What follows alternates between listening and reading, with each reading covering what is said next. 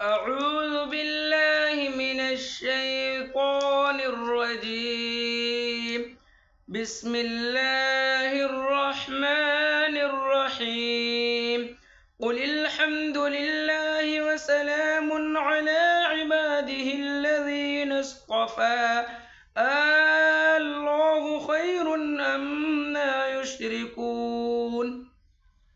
أمن خلق السماوات والأرض وأنزل لكم من السماء ماء فأنبتنا به حدائق ذات بهجة ما كان لكم أن تنبتوا شجرها أإله مع الله بل هم قوم يعدلون.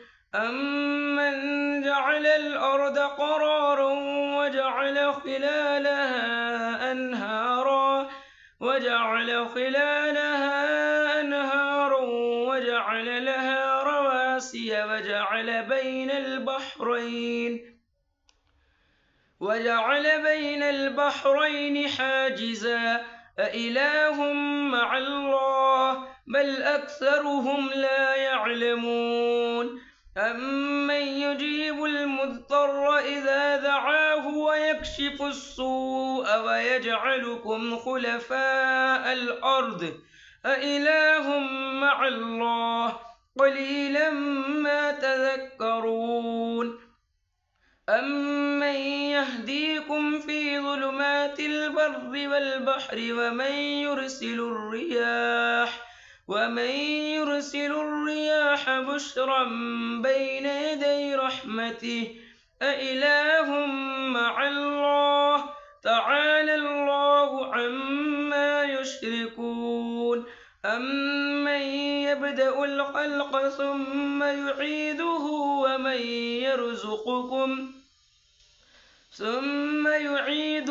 ومن يرزقكم من السماء والأرض أإله مع الله قل هاتوا برهانكم إن كنتم صادقين. قل لا يعلم من في السماوات والأرض الغيب إلا الله وما يشعرون أيان يبعثون بل ادارك علمهم في الآخرة بل هم في شك منها بل هم منها عمون. وقال الذين كفروا أإذا كنا ترابا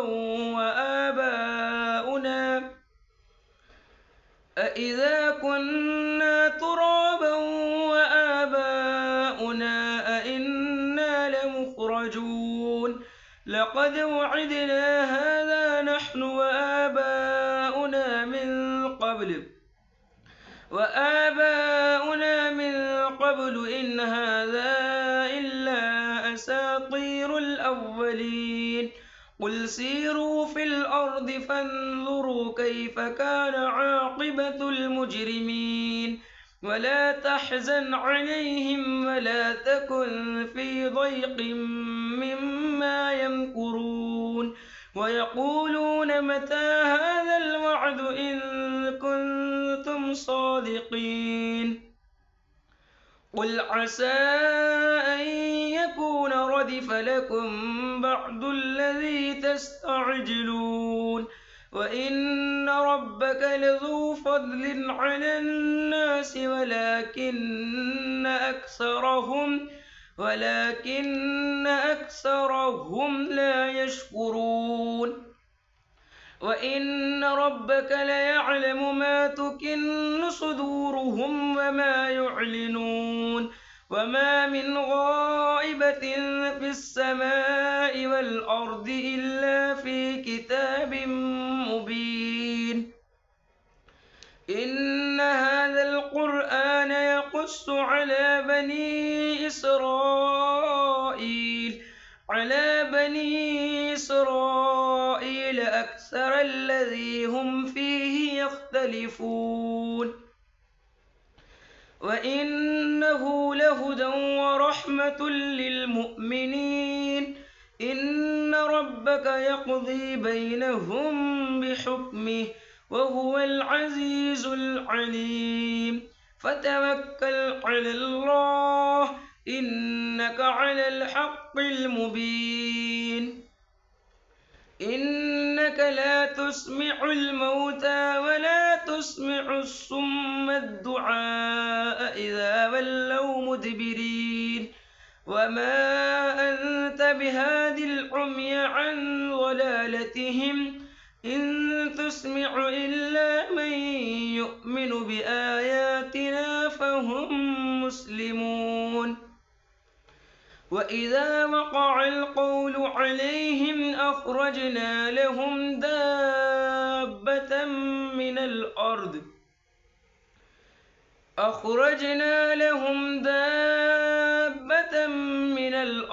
تكلمهم أن الناس كانوا بآياتنا لا يوقنون صدق اللہ العظیم۔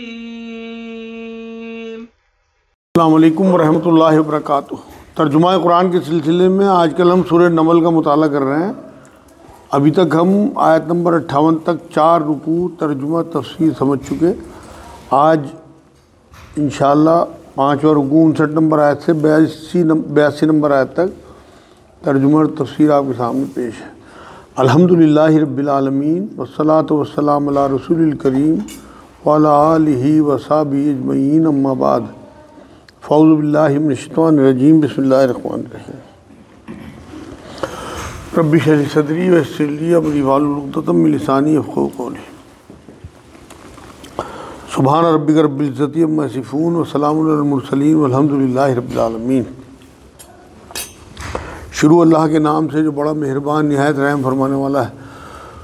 سورہ نمل ایک آیت یہ 19ویں پارے میں، اگلی آیت سے آیت نمبر 60 سے 20واں پارہ شروع ہو جائے گا۔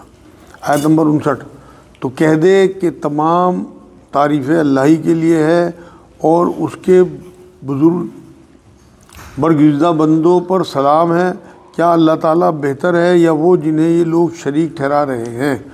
مطلب جھوٹے معبود بہتر ہیں اللہ جو رازق اور مالک ہے اللہ، اور اللہ کے پسندیدہ بندے نبی رسولوں پر سب پہ اللہ رب العزت نے سلامتی بھیجی ہے اس آیت میں۔ آیت نمبر 60 یہاں سے 20واں پارہ شروع۔ بھلا بتاؤ کہ آسمانوں کو اور زمین کو کس نے پیدا کیا؟ کس نے آسمان سے بارش برسائی، پھر اس سے ہرے بھرے بارونق باغات اگائے، اور باغوں کے درختوں کو تم ہرگز نہ اگا سکتے؟ کیا اللہ کے ساتھ اور کوئی معبود بھی ہے؟ بلکہ یہ لوگ ہٹ جاتے ہیں سیدھی راہ سے۔ مطلب تمہارے لیے ممکن نہیں تھا کہ تم درختوں کو اگا دو۔ اللہ رب العزت نے کس طرح سے آسمانوں سے بارش اتاری اور اس کے بعد مردہ زمین کو زندہ کر دیا اور وہاں سے باغات اگا دیے۔ اور کیا اللہ کے ساتھ اور بھی کوئی معبود ہے؟ مطلب جس نے سب کر کے تمہیں دکھا دیا ہو تو اس کے بعد بھی لوگ اس کو شریک ٹھہراتے ہو اللہ کے ساتھ، بلکہ یہ لوگ ہٹ جاتے ہیں حق سے، مطلب سیدھی راہ سے۔ کیا وہ جس نے زمین کو قرار گاہ بنایا اور اس کے درمیان نہریں جاری کر دیں اور اس کے لیے پہاڑ بنائے اور 2 سمندروں کے درمیان روک بنا دی؟ کیا اللہ تعالیٰ کے ساتھ اور کوئی معبود ہے؟ بلکہ ان میں سے اکثر کچھ جانتے ہی نہیں۔ یہاں اللہ نے کہا جس نے زمین کو قرار بنایا، مطلب رہنے کے لیے ٹھکانہ بنا دیا، رہنے کے قابل کر دیا۔ اگر ہلتی رہتی زمین تو جینا مشکل ہو جاتا لوگوں کا۔ آپ دیکھیں چند سیکنڈ کا زلزلہ جو ہے وہ کیا حشر کرتا ہے۔ تو اللہ نے زمین کو قرار دیا، بلکہ اس میں قرآن میں اللہ نے کہا کہ میں نے میخیں ٹھوک دی، پہاڑوں کو کیلے کہا کہ میں نے زمین کو روکنے کے لیے اس میں میخیں ٹھوکی اور اس کے درمیان نہریں جاری کر دی اور اس کے لیے پہاڑ بنائے، مطلب وہ زمین کو روکنے کے لیے کہ زمین نہ ہلے، نہ ڈولتی ہے بلکہ ساکن رہتی ہے، ورنہ رہنا جینا مشکل ہو جاتا ہمارا۔ آج جو ہے وہ جو میں کہہ رہا ہوں کہ جان نکل جاتی ہے اگر زلزلہ کا ذرا سا بھی ہمیں محسوس ہو جائے کہ زلزلہ آئے تھے، لوگ گھروں سے نکل کے میدانوں میں چلے جاتے ہیں۔ اور سمندروں کے درمیان روک بنائی، مطلب پردہ مائل کیا کہ یہ آپس میں نہ ملے، میٹھا کڑوا دونوں پانی ساتھ ساتھ چلتے ہیں۔ ابھی پیچھے سورہ فرقان آیت 53 میں یہ بات آئی تھی بلکہ ان میں سے اکثر کچھ جانتے ہی نہیں، مطلب اللہ کی کارکردگی پہ غور نہیں کرتے، اگر غور کرتے تو ایمان میں آتے۔ بے کس کی پکار کو جبکہ وہ پکارے کون قبول کر کے سختی کو دور کر دیتا ہے۔ یہاں اللہ نے سوال کیا، سورہ بنی اسرائیل 67 اور سورہ نمل 53 میں بھی یہ گزر چکا، مطلب پریشانیوں میں یہ دعا پڑھنی چاہیے۔ آیت نمبر 62 ہے یہ سورہ نمل کی۔ اور تمہیں زمین کا خلیفہ بناتا ہے، کیا اللہ تعالیٰ کے ساتھ اور معبود ہیں؟ تم بہت کم نصیحت و عبرت حاصل کرتے ہو۔ مطلب برائی کو دور کر کے اللہ تعالیٰ اور تمہیں خلیفہ بنایا، کل اختیار دیا تمہیں، اور یہ تمام اختیارات اللہ کے ہیں، ایک کے بعد دوسری پیڑھی، پھر پیڑھی در پیڑھی، نسل در نسل، امت در امت اللہ پیدا کرتا رہتا ہے لوگوں کو، اور دوسرے لوگ جاتے رہتے ہیں۔ ہر 50 سال میں تمام چہرے بدل جاتے ہیں، اور ہر 100 سال میں تمام لوگ بدل جاتے ہیں، کہ اللہ نے اس طرح سے معاملہ چلا رکھا دنیا کا۔ کیا وہ جو تمہیں خشکی اور تاریکیوں میں راہ دکھاتا ہے، اور جو اپنی رحمت سے پہلے ہی خوشخبری دینے والی ہوائیں چلاتا ہے، کیا اللہ کے ساتھ کوئی اور معبود بھی ہے جنہیں یہ شریک کرتے ہیں؟ ان سب سے اللہ بلند و بالا ہے۔ یہاں اللہ نے پھر اپنے احسان گنائے کہ ایک ساتھ نہیں، بلکہ اللہ تعالیٰ جو ہے وہ سمندر کی تاریکیوں میں راہ دکھاتا ہے، اور اپنی رحمت کے سے پہلے ہی خوشخبری دینے والی ٹھنڈی ہواؤں کے جھونکے بارش سے پہلے جو ہمیں محسوس ہوتے ہیں، خوشگوار جھونکے، وہ اللہ بھیجتا ہے، خوشخبری دینے والی ہوائیں۔ کیا اللہ کے ساتھ کوئی اور معبود بھی ہے؟ اللہ ہو ہی نہیں سکتا، جو یہ سب کچھ دینے والا ہے وہ اکیلا معبود ہے، اس کائنات کا اکیلا کریٹر خالق ہے۔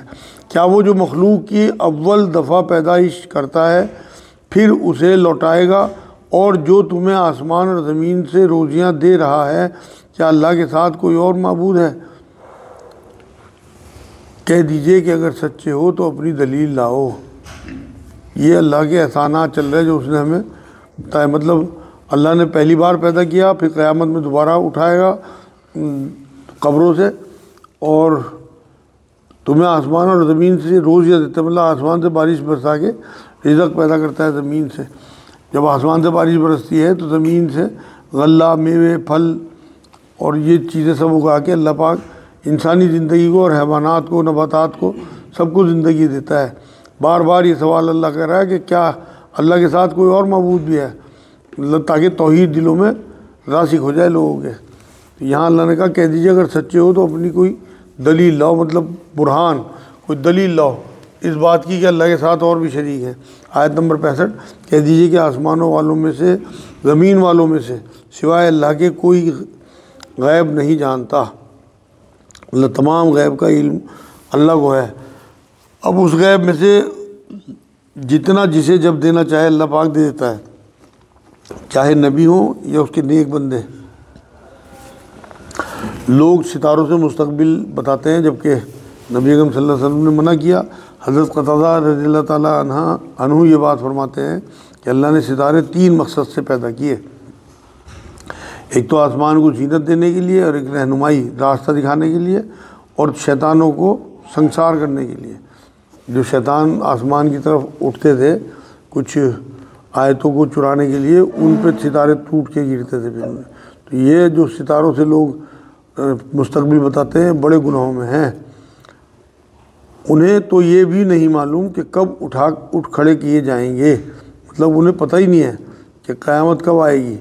وہ تو مر چکے، فوت ہو چکے، جنہیں تم مشکل کشا مانتے ہو، جو فوت ہو چکے عالم برزخ میں، انہیں خود نہیں پتہ کہ قیامت نے کب آنا ہے، بلکہ آخرت کے بارے میں ان کا علم ختم ہو چکا ہے۔ مطلب یہ ضروری ہے کہ ہم آخرت پہ ایمان رکھیں تبھی، اور ان کا جو علم ہے وہ آخرت کا انہیں پتہ ہی نہیں ہے، کیونکہ نبی اکرم صلی اللہ علیہ وسلم سے جب آخرت کے بارے میں پوچھا تھا جبرائیل علیہ السلام نے، وہ جو حدیث جبرائیل ہے کہ قیامت کب آئے گی، تو انہوں نے بھی یہ جواب دیا تھا کہ جتنا پوچھنے والوں کو معلوم ہے اتنے بتانے والوں کو، مطلب یہ غیب کی بات ہے۔ اگر ان کا علم ختم نہ ہوتا تو ادھر ادھر نہ بھٹکتے، ادھر ادھر بھٹکتے ہی اس لیے ہیں۔ سورہ مریم 38 نمبر آیت میں بھی یہ بات آئی تھی، بلکہ یہ اس کی طرف سے شک میں ہے، مطلب قیامت کی طرف سے اندھیرے میں ہے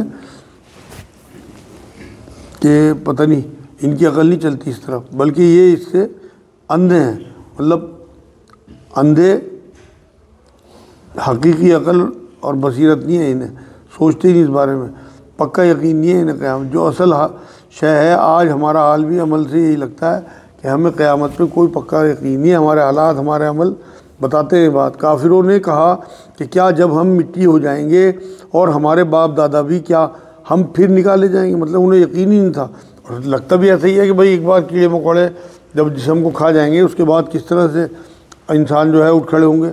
ہم اور ہمارے باپ داداؤں کو بہت پہلے سے یہ وعدے دیے جاتے رہے، کچھ نہیں، یہ تو صرف اگلوں کی فسانے ہیں، مطلب پچھلے لوگوں کی کہانیاں ہیں جو نقل ہوتی چلی آ رہی، جو سنا وہ آگے بڑھا دیا۔ محمد صلی اللہ علیہ وسلم بھی معاذ اللہ اسی کو دہرا رہے، ان کی حقیقت کچھ نہیں ہے، بس ایک دوسرے سے سن کے دہراتے رہے لوگ، اور یہ آخرت وغیرہ کے منکر تھے لوگ، اس طرح کی باتیں کرتے تھے۔ کہہ دیجئے کہ زمین میں چل پھر کر ذرا دیکھو تو صحیح کہ گناہ گاروں کا کیسا انجام ہوا۔ مطلب اگر تمہیں یقین نہیں ہے تو پچھلی آیت تو جو تم بے یقینی کی آیتیں انہوں نے ظاہر کی تھی نا آیت میں کہ ہمیں تو یقین ہی نہیں ہے کہ ہمارے باپ دادا رحم ہو جائیں گے، تو اس کا جواب اللہ نے یہاں اس آیت میں دیا کہ پچھلی قوموں میں کیسے عذاب آئے، کیا تم نے نہیں دیکھا؟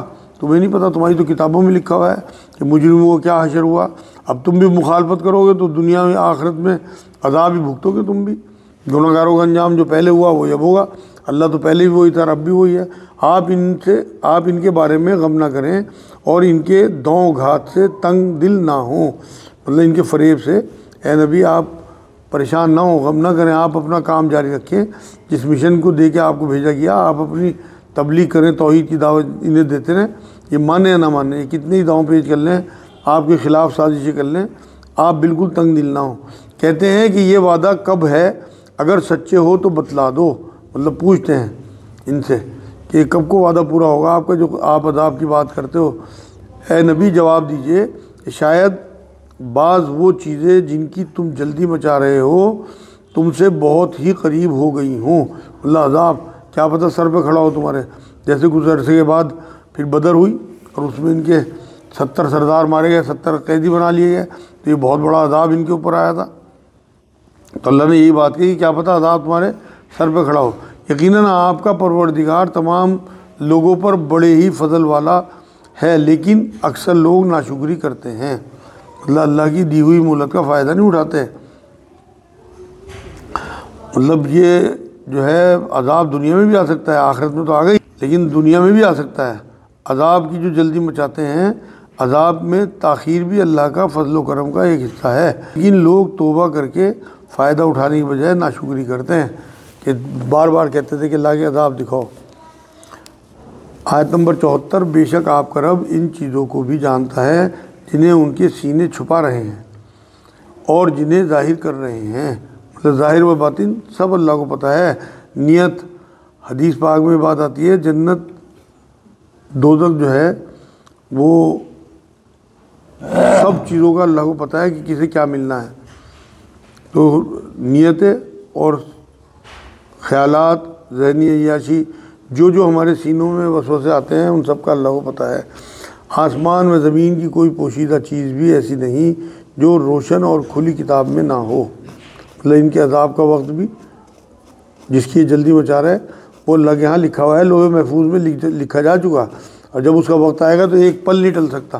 یقیناً یہ قرآن بنی اسرائیل کے سامنے ان اکثر چیزوں کا بیان کر رہا ہے جن میں یہ اختلاف کرتے ہیں، مطلب ان باتوں کی رد کرتا ہے جو چیزیں انہوں نے بدل دی، ان کی سچائی بتاتا ہے۔ اختلافات یہ کہ یہود تو تھے وہ تو عیسیٰ علیہ السلام کو جو ہے ان کی بے حرمتی کرتے تھے، اور عیسائی جو ہے ان کی شان میں غلو کرتے تھے، تو یہ ساری کی ساری چیزیں جو ہیں اللہ رب العزت یہ کہتا ہے کہ ان سب باتوں کا رد کرتا ہے جو چیزیں انہوں نے بدل دی، اور ان کی سچائی قرآن بتانے کے لیے آیا، اور یہ قرآن ایمان والوں کے لیے یقیناً ہدایت اور رحمت ہے۔ فائدہ تو سب اٹھا سکتے ہیں لیکن ہدایت صرف مومنین جو ایک بار ایمان میں آ گئے متقین، ان کے لیے اللہ نے یہ ہدایت کا راستہ کھولا۔ ہدی للمتقین قرآن میں کہا قرآن کو۔ آپ کا رب ان کے درمیان اپنے حکم سے سب فیصلے کر دے گا، مطلب جو انہوں نے کتابیں بدلی، نبی قتل کیے، نبیوں کی مذاق اڑائی، ایمان والوں کی مذاق اڑائی، کمزوروں کو دبانے کی کوشش کی، اللہ سب کے فیصلے کرے گا۔ وہ بڑا ہی غالب اور دانا ہے، بس آپ یقیناً اللہ ہی پر بھروسہ رکھیں، یقیناً آپ سچے اور کھلے دین پر ہیں۔ کہ اے نبی اپنے تمام معاملے اللہ پہ چھوڑ دیجیے۔ ہمیں بھی یہی کرنا چاہیے کہ ہم اپنے تمام معاملے اللہ پہ چھوڑیں، کہ اگر یہاں انہیں کوئی فرق نہیں پڑ رہا، جو گناہ گار اور اس ٹائم مسلمانوں کو پریشان کرنے والے لوگ ہیں، تو اللہ پہ بھروسہ رکھیں کہ وہ آنے والی جو زندگی ہے اس میں ان سب سے بدلہ لے گا۔ آیت نمبر 80، بے شک آپ نہ مردوں کو سنا سکتے ہیں اور نہ بہروں کو اپنی پکار سنا سکتے ہیں جبکہ وہ پیٹھ پھیرے روگرداں جا رہے ہوں۔